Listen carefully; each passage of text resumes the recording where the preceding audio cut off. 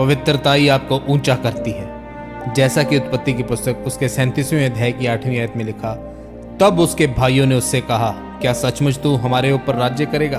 क्या सचमुच तू हम पर प्रभुता करेगा? सो वे उसके स्वप्नों और उसकी बातों के कारण उससे और भी अधिक बैर करने लगे। मेरे प्रियो, बाइबल बताती है कि जब यूसुफ ने अपने दर्शनों के बारे में अपने भाइयों को बताया कि वो अपने भाइयों के ऊपर राज्य करेगा, तो यूसुफ के भाई उससे नफरत करने लगे। तब उसके भाइयों ने नफरत के कारण उसको गड्ढे में डाल दिया और फिर उसको व्यापारियों के हाथों बेच दिया। फिर यूसुफ को गुलाम बनकर काम करना पड़ता है, उसको जेल में जाना पड़ता है। पर यूसुफ एक बात जानता था कि चाहे मैं जेल में हूँ, मेरे हालात मायने नहीं रखते और ना ही यह मेरे दर्शन को पूरा होने से रोक सकते हैं। इसलिए यूसुफ ने कोई पाप नहीं किया, पवित्रताई में बना रहा। जेल में भी, गुलामी में भी पाप करने का कोई बहाना नहीं बनाया। वो परमेश्वर के साथ वफादारी के साथ चलता गया और फिर वो परमेश्वर की मर्जी को अपने जीवन में पूरा कर पाया और वो वहां पहुंचा जहां उसे पहुंचना चाहिए था। यूसुफ का उसकी पवित्रताई में बने रहने की वजह से ही वो ऊंचा किया गया।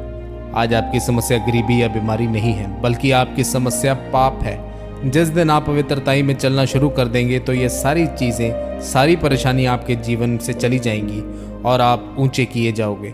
याद रखें, हम दुनिया के हिसाब से चलने के लिए नहीं, बल्कि बाइबल के हिसाब से चलने के लिए बुलाए गए हैं। जब हम वो करेंगे जो हमें परमेश्वर का वचन कहता है, फिर हम वो देखेंगे जो परमेश्वर हमारी ज़िंदगी में करना चाहता है। परमेश्वर ने आपको ऊंचा और फलवंत होने के लिए बनाया है। परमेश्वर की योजना आपके जीवन में तभी पूरी हो सकती है जब आप पवित्रताई में बने रहोगे। जैसे यूसुफ पवित्रताई में बना रहा और परमेश्वर ने उसको ऊंचा और आशीषित किया।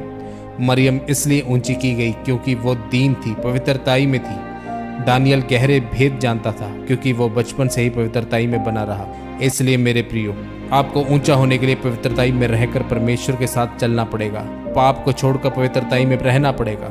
जब आप यूसुफ, मरियम और दानियल के जैसे पवित्रताई में बने रहेंगे तो परमेश्वर आपको ऊंचा करेंगे। इस वचन के द्वारा परमेश्वर आपको आशीषित करे। आमीन।